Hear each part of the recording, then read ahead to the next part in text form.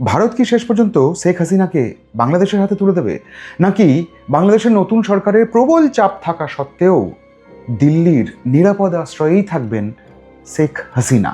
এই প্রশ্ন দুটো শুধুমাত্র এখন আর ক্ষমতাচ্যুত এক প্রধানমন্ত্রীর ভবিষ্যৎ নিয়ে নয়, এই প্রশ্নের ওপর দাঁড়িয়ে রয়েছে দুই দেশের সুসম্পর্ক, দুই দেশের বৈদেশিক নীতি, কূটনৈতিক নীতি। যেভাবে ভাবুন ঠিক সেইভাবেই এই দুটো দেশ, ভারত এবং বাংলাদেশ, তারা আগামী দিনে পাশাপাশি থাকবে, হাত বাড়াবে একে অপরের দিকে, নাকি এর মাঝে অনেক কিছু জন্ম নেবে, তা কিন্তু নির্ভর করছে এই দুটো প্রশ্নের ওপর।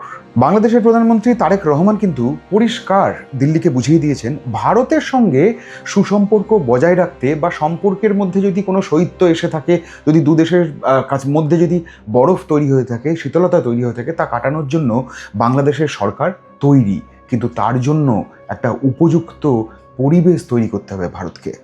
আর সেই পরিস্থিতির মাঝে বা সেই উপযুক্ত পরিবেশ তৈরির প্রশ্নের ঠিক মাঝখানটাতে যিনি দাঁড়িয়ে রয়েছেন, তার নাম শেখ হাসিনা।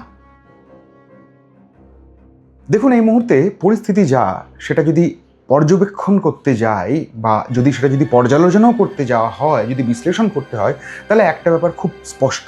ভারতের কাছ থেকে বাংলাদেশ ফেরত চাইছে শেখ হাসিনাকে।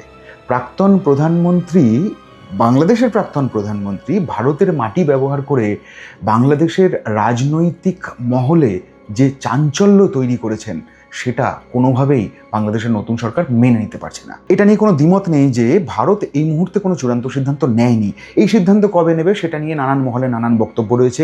কেউ বলছেন যে এটা ভারত চাইছে যত ধীরে চলো নীতি নিয়ে এগোনো যায়, আবার কেউ বলছেন এক্ষেত্রে ভারতকে একটা সিদ্ধান্তে আসতেই হবে।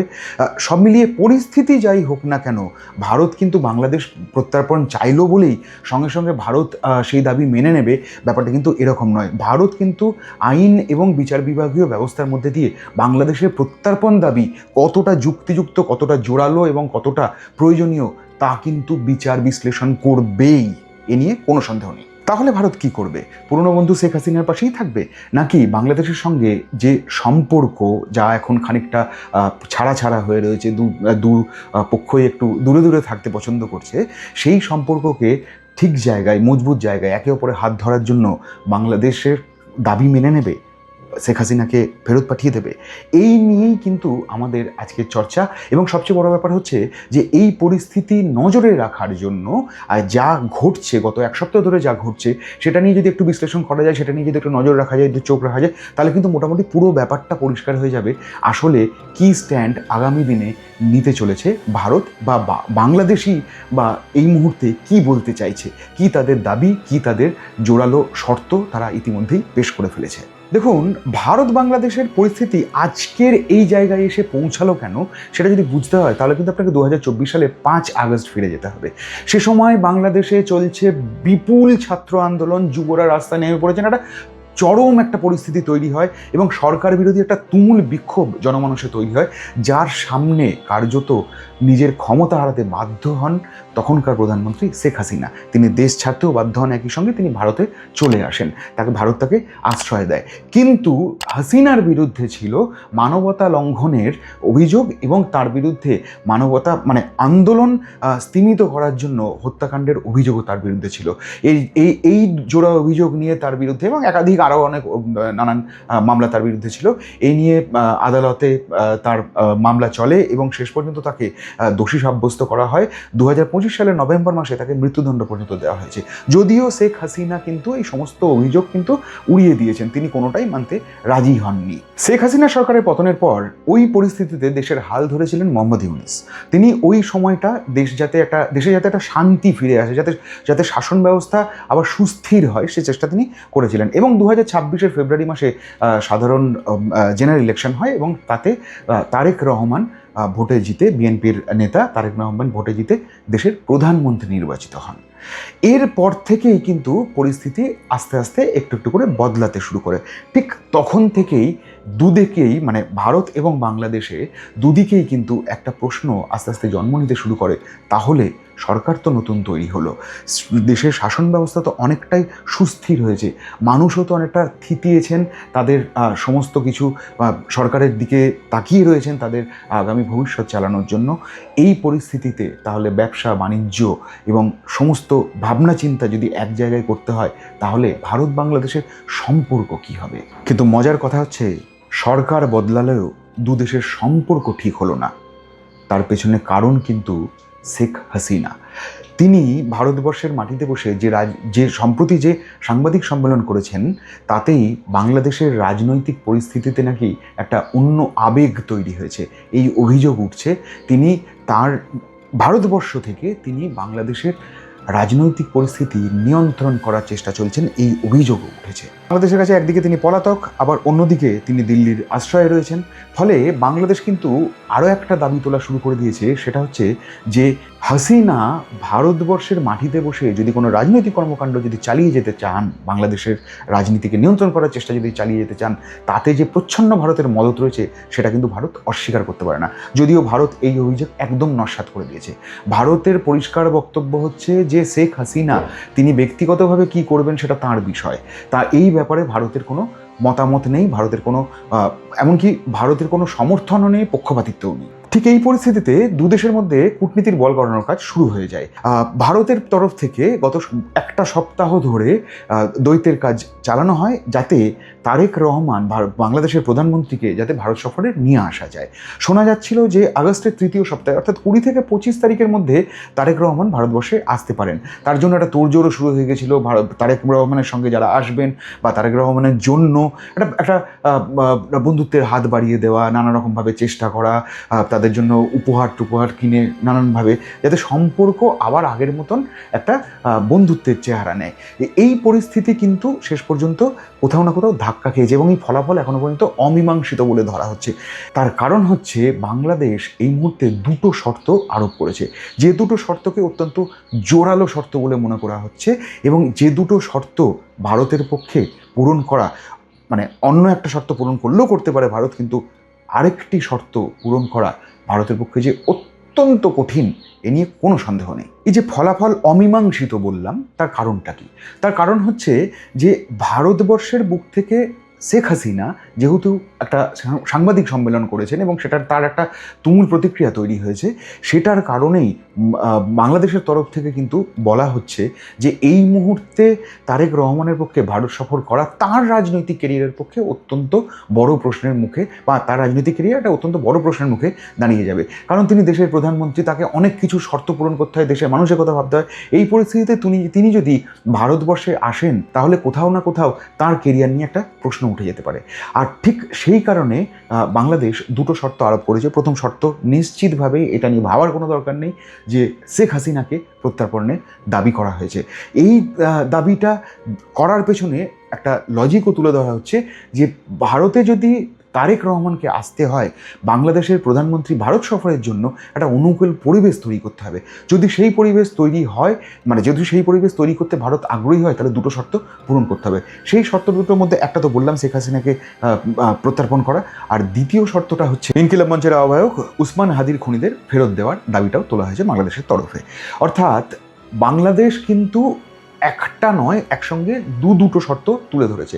দেখুন, শেখ হাসিনাকে প্রত্যর্পণের যে দাবি বাংলাদেশ তুলেছে, সেটা যে ভারতের পক্ষে পূরণ করা কার্যত অসম্ভব, সেটা ঢাকা জানে না তা নয়, কিন্তু দ্বিতীয় শর্তটা একই সঙ্গে তুলে ধরার পেছনে কি অন্য কোনো লজিক থাকতে পারে?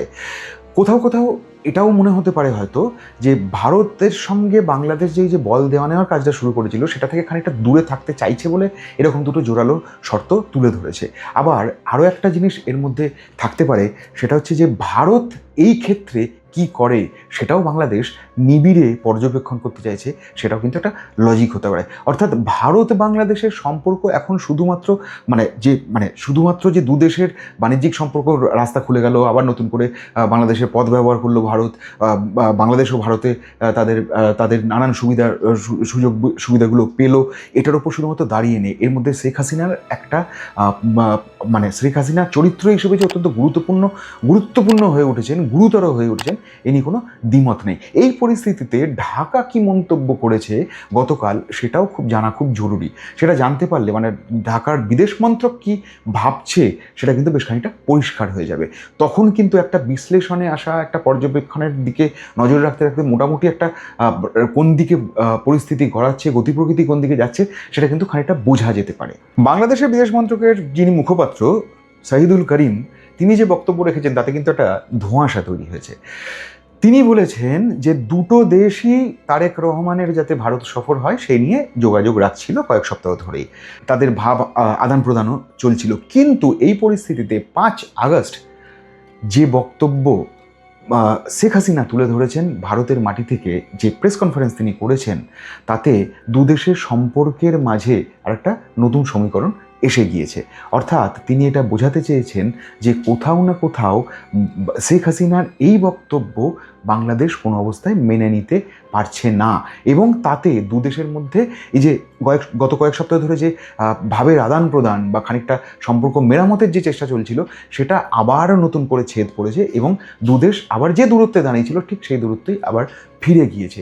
এই পরিস্থিতিতে যতক্ষণ না অনুকূল পরিবেশ তৈরি হচ্ছে ততক্ষণ তারেক রহমানের পক্ষে ভারত সফরে আসা সম্ভব নয়। ঠিক এই অনুকূল পরিবেশ তৈরির জন্যই বাংলাদেশ দুটো শর্ত ভারতের সামনে রেখেছে, এবং বাংলাদেশের তরফ থেকে পরিষ্কার আনুষ্ঠানিকভাবে বলা হয়েছে যে বাংলাদেশ কি চাইছে সেটা ভারতের সামনে স্পষ্ট করে দেওয়া হয়েছে, এবং বাংলাদেশ ভারতের কাছে অনুরোধ করছে তারা যেন মানে ভারত যেন তাদের যে দুটো শর্ত দেওয়া হয়েছে সেই দুটো শর্ত যেন তারা পূরণ করে। অর্থাৎ শেখ হাসিনা সহ অন্যান্য যারা ওদেশ থেকে পালিয়ে আসা অভিযুক্ত খুনি যারা রয়েছে তাদেরকে যেন ফেরত পাঠিয়ে দেওয়া হয় প্রত্যর্পণ চুক্তি মেনে, এবং একই সঙ্গে বাংলাদেশ ভারতের প্রত্যুত্তর বা ভারতের জবাবের জন্য অপেক্ষা করে রয়েছে। এবং বাংলাদেশ কিন্তু সুর কড়া করে আরও একটি কথা বলেছে যেটি খুব গুরুত্বপূর্ণ।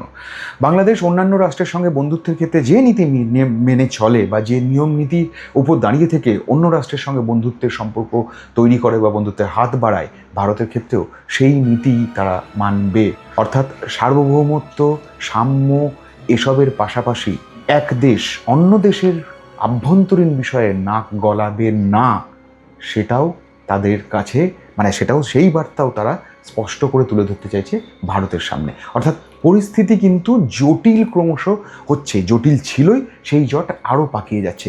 এই জট খোলার জায়গা কতটা তৈরি হতে পারে সেটা নিয়ে কিন্তু একটা প্রশ্ন বড়সড় হয়ে রয়েছে এই মুহূর্তে। এই পরিস্থিতিতে ভারত কি করবে? বাংলাদেশের যে জোড়া শর্ত সেটা মেনে নেবে, নাকি ভারত অন্য পথে হাঁটবে? দেখুন, গত কয়েক বছরে ভারতের বিদেশ নীতি নিয়ে বারবার বিভিন্ন মহল থেকে প্রশংসা এসছে। ভারত অন্যান্য রাষ্ট্রের ক্ষেত্রে ভারত একটা খুব চমৎকার পথ বেছে বন্ধুত্বের হাত বরাবর বাড়িয়ে দিয়েছে। সেটা যুদ্ধের আবহেও আমরা অন্য রাষ্ট্রের সঙ্গে ভারতের সুসম্পর্ক তৈরির যে তাগিদ দেখেছি, তাতে কিন্তু এই ছবিটাই ধরা পড়েছে। বাংলাদেশের ক্ষেত্রে কী হবে? দেখুন, এটাও মাথায় রাখতে হবে, অন্যান্য দেশ, মিডল ইস্টের কোনো দেশ বা ধরুন যদি আরও সামনে ধরুন ইউরোপের কোনো দেশ বা আমেরিকার সঙ্গে সম্পর্কের ক্ষেত্রে যে শর্ত বা যে সমস্ত ভাবনা নিয়ে ভারত এগোয় সেগুলো কিন্তু বাংলাদেশের ক্ষেত্রে পুরোপুরি থাকবে না। আমি এই কারণে এটা বলতে চাইছি, ভারত তো বাংলাদেশের সরাসরি প্রতিবেশী, ফলে ভারত বাংলাদেশের সম্পর্কের ক্ষেত্রে কিন্তু আরও অনেক কিছু এসে পড়বে। সেখানে একটা দুদেশের একটা আবেগ থাকবে, দুদেশের ব্যবসায়িক সম্পর্ক থাকবে, যেটা দীর্ঘদিনের এবং খুব সুদৃঢ়, এবং বাংলাদেশের উত্থানের পেছনে, বাংলাদেশের জন্মের পেছনে ভারতবর্ষের যে অবদান, সেই ইতিহাসও কিন্তু লেপ্টে জড়িয়ে থাকবেই, কোনো অবস্থায় সেটা খুব বাদ দেওয়া যাবে না।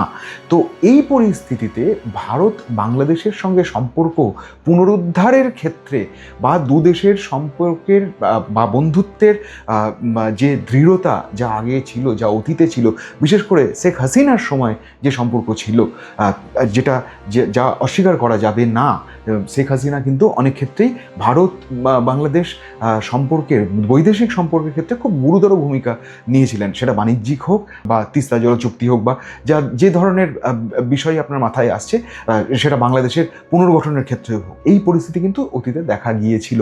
তারেক রহমানের ক্ষেত্রেও কিন্তু এই ব্যাপারটা এসে পড়ছে। অর্থাৎ ভারত বাংলাদেশকে নিয়ে কি ভাবছে সরাসরি প্রতিবেশী দেশ হিসেবে, তার কারণ ভারত বাংলাদেশের সঙ্গে কিন্তু একটা প্রায় ৪১০০ কিলোমিটার বর্ডার কিন্তু শেয়ার করে, ফলে এটাও বাংলাদেশকে মাথায় রাখতে হবে, একই সঙ্গে ভারতও মাথায় রাখছে।